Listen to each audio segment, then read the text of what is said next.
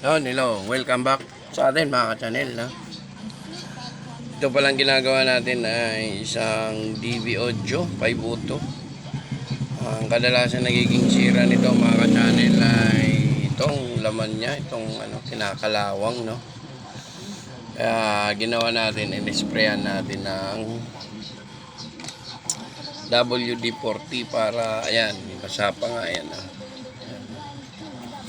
para mawala at makita natin yung mga kinakalawang na pyesa.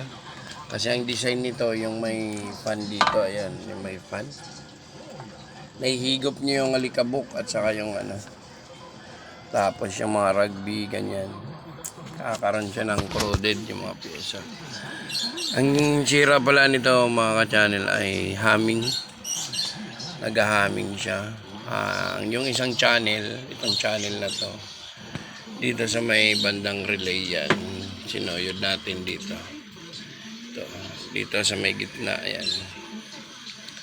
Pwede natin papasok dito sa isang channel na to. Kaya yan, in-sprayan natin ng WD-40 para makita natin kung ano mga kinakalawang, no, na pyesa.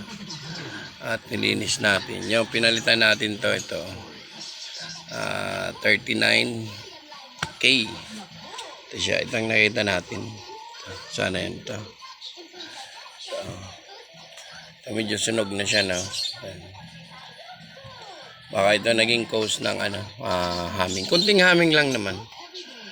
Mga nasa 2 DC out. Isang channel niya. 2 DC out na.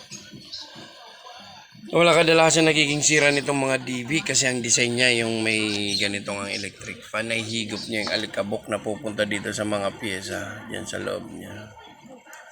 No? Ito palang ginamit niya ng mga IC yan. Mga IC niya, oh.